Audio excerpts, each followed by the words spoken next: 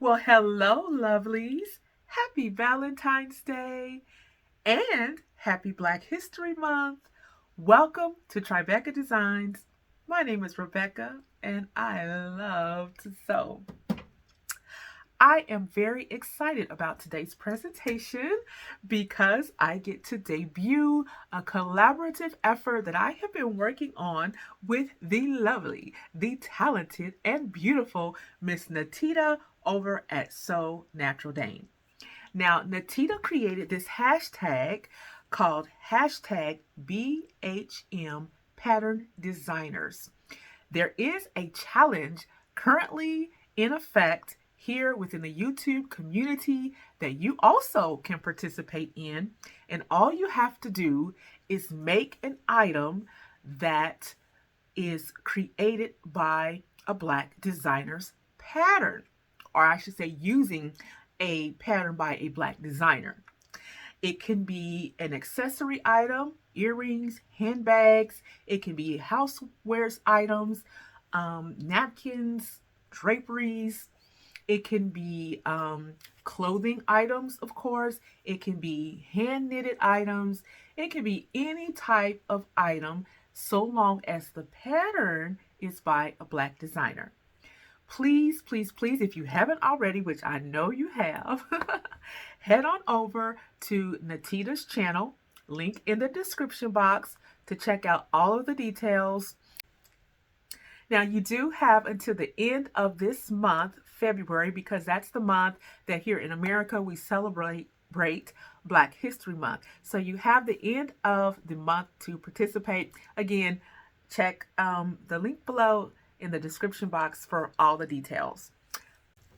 For this collaboration, Nateida and I made the KnowMe 2052 by the beautiful Beauty J Adore. I'm not sure if I pronounced that right. Is it Beauty Ja Adore or Beauty J Adore? But this is the designer of this pattern.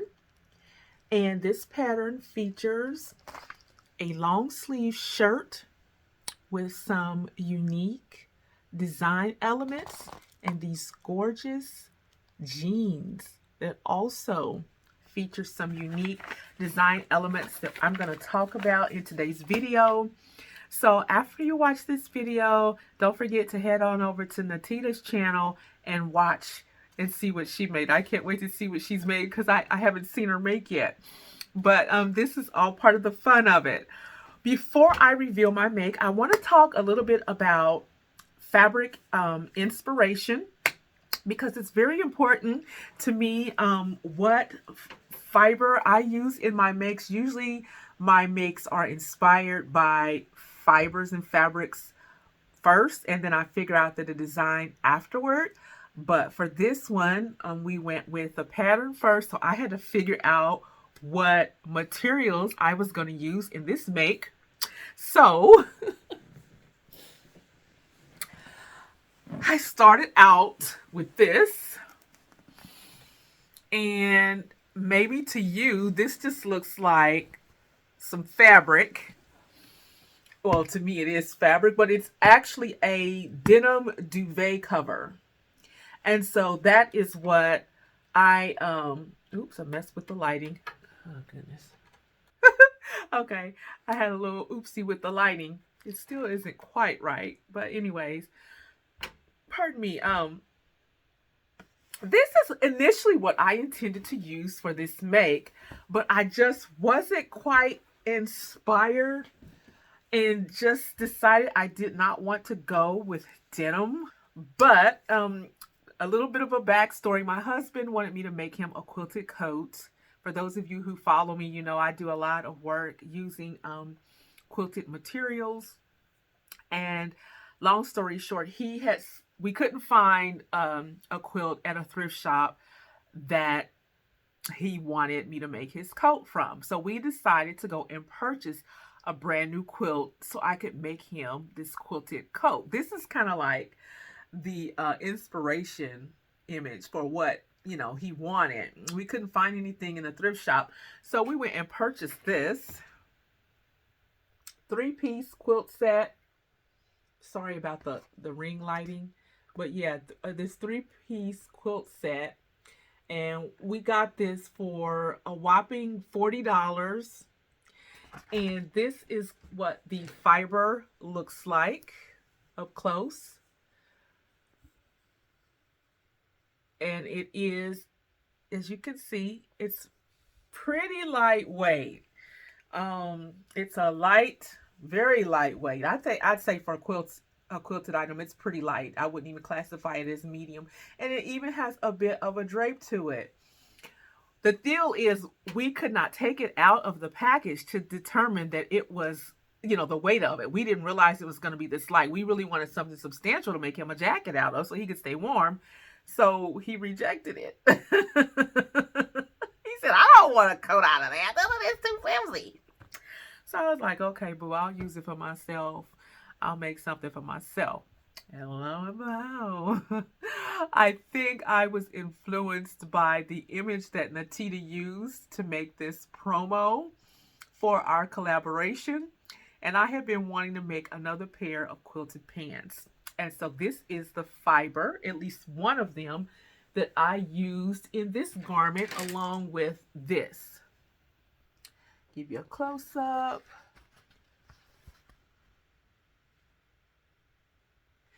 Now this is a tapestry. I think this would probably classify as something you could pick up out of the home deck department, but I found it at a thrift shop. Someone was using it as a tablecloth. It was a huge oval shaped tablecloth, and it had a little bit of nail polish on it. And so I was able to pick this up for just a couple of bucks at the thrift shop. And even after I made the garment that I'm about to show you guys, I still have enough to get another piece out of this, like at least a good skirt. This was my very first time using a KnowMe pattern. So I was really excited about getting into this. You guys have seen this, I'm sure. I'm not sure how new this is, but I know several others have already gotten into this pattern that maybe you follow here on YouTube. So you know about this lovely patch work that's kind of top stitched on the front and back of these pants. What I really like about the pants though is this back yoke. That's my favorite part. And then the side pocket that is revealed. And oh my gosh, can I just talk to you guys about the zipper fly? I love the construction method on the zipper fly. I actually followed that to the T to make sure that, it was easy to follow for maybe someone who may be a little intimidated by sewing a zipper fly, and it was the perfect set of instructions. So I highly recommend making sure you read all the instructions and then follow. I like how these little steps are laid out step by step. They're numbered, and they're numbered up here. So I really enjoyed putting together and following that aspect of the pattern.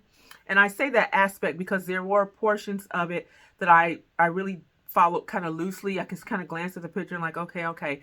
Because the shirt, I should say, is fairly standard with the exception of the detailing that's on the sleeve cuffs. And the pants, oh my gosh, they fit beautifully. I cannot wait to make more of these pants. So without further ado, let me show you.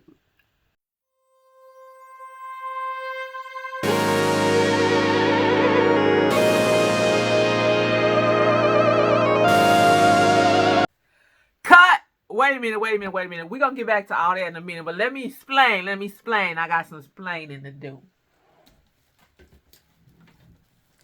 I made a few modifications to my version of this pattern for this make. Now the bones are all there, baby. Here's the bones. Look at these pants, okay? See if I put a little more light on them. This is one of the features that I really liked. So I decided to use a contrasting fabric here. I mean, I love everything about these pants. Remember when I talked about the zipper fly? How beautifully made this is, because the instructions were really good. Very clear, easy, concise, easy to follow. The one thing I really liked about the instructions for the fly is when they said, sew the zipper tape in the center, okay, of this um, piece. They made that clear that it needs to be in the center, and that is a very helpful tip, okay, for getting this to yeah, to lay nicely. So, and then the back yoke, again, is one of my favorite parts about this pattern. I plan on making many more of these pants. I did not use their waistband, the curved waist. I should have, but I was kind of short on time, so I just kind of did a default to what I normally do. So my waist consequently does have a slight gap back here. My fault, not them. It's me. Okay, it's not you, boo. It's me. Okay. Um, let's see. And I did not go for crop pants. These are very long, all the way down past my ankle. I left a split in the sides, okay? And I also put flaps on my back pockets. I just used the bottom portion of the pocket to make the flap. Fully functional pockets with the flap, okay? And I also used the same pocket for the front of the shirt rather than the pocket that they have within the pattern pieces for the shirt. I'll show you that.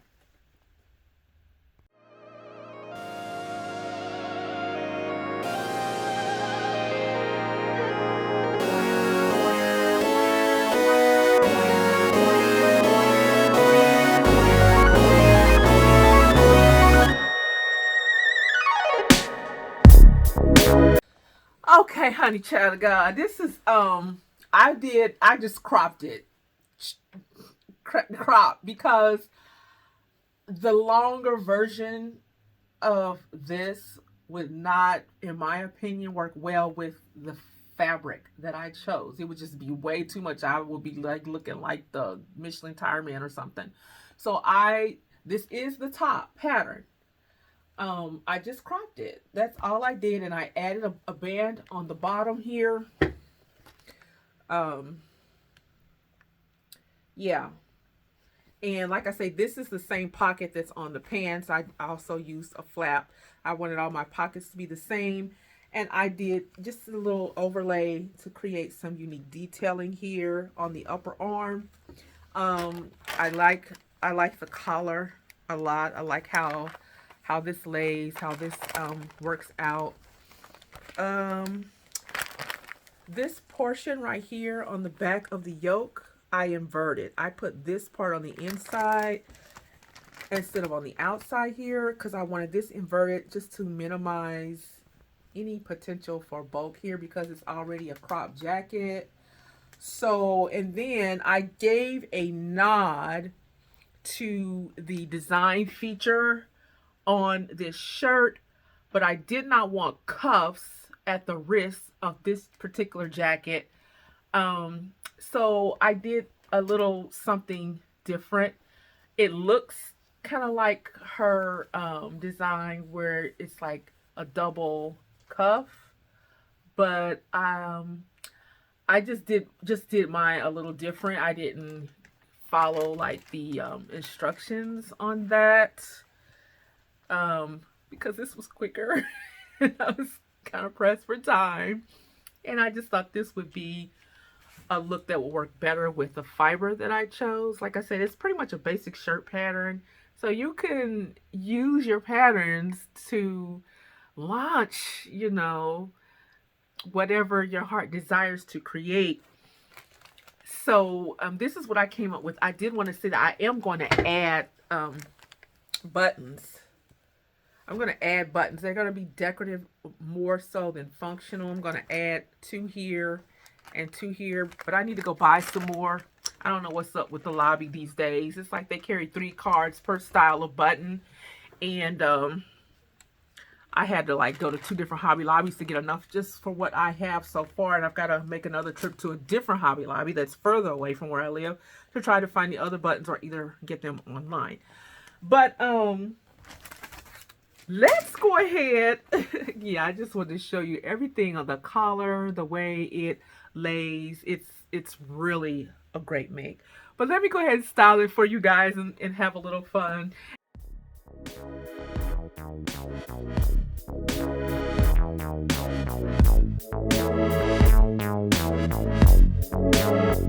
I love you.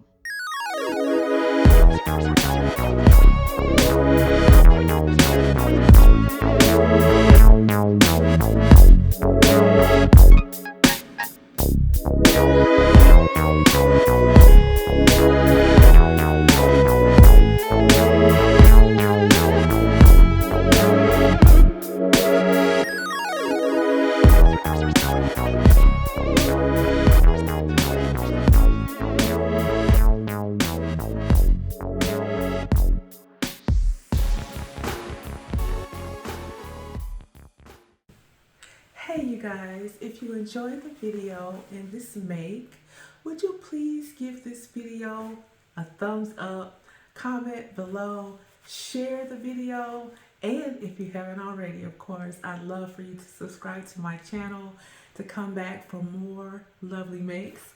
Couple things I realized I forgot to do on this jacket. One, right here, I forgot to top stitch this pocket down. It doesn't have any top stitching like the other pockets. That's one thing I forgot to do. Maybe that was the only thing I forgot to do. But as you can see, this is a very versatile outfit. I styled it with sneakers, which is what I'm wearing it with now. And I also styled it with a low wedge heel. Of course, you can wear it with boots, with high heels, any shoe that you like. And I have it styled a little bit on the dressier side. It's still sporty enough to be casually chic. But I was thinking this would be really cool to wear like for a bride who may be traveling and getting married during a cooler month, early spring, late fall, where this fabric would help keep her warm while she's traveling to her honeymoon destination. Or hey, someone may even want to get married in something like this. I can see that. But it is gorgeous. Of course, you can dress it down. I will probably also wear it with just like a sports bra underneath instead of this lace blouse, which is lovely. I thrifted this for a couple of dollars. But yeah, if you can envision just like wearing maybe a little cropped sports bra under this, something very minimalistic, that would work as well. Even without the jacket, you know what would be cute is a little quilted bralette. I might have enough left over after I make my skirt to get me a little quilted bralette. Now that would be different and cute. But yeah, again, the only thing about the jacket is I feel like I could have cropped it a little bit shorter so that when I wear it with the pants, you can see all this great contrasted detailing here, which can't be seen when the jacket is on. So that's the only thing about this that I would change if I were to change anything. Oh yeah, I forgot. You can see I omitted the front patches altogether. I just felt with this fabric, it wasn't necessary. This just kind of speaks for itself, okay? But again, the bones of these pants, this pattern is exquisite. I did go ahead and put a lower pocket on the back of the thigh on the right leg. Same pocket that's on the back with the flaps that I made. One pocket. Just to kind of give a nod to both the patch that's on the pattern and those quilted pants that I made, what, a couple years ago now. Thank you guys for watching. Peace and blessings.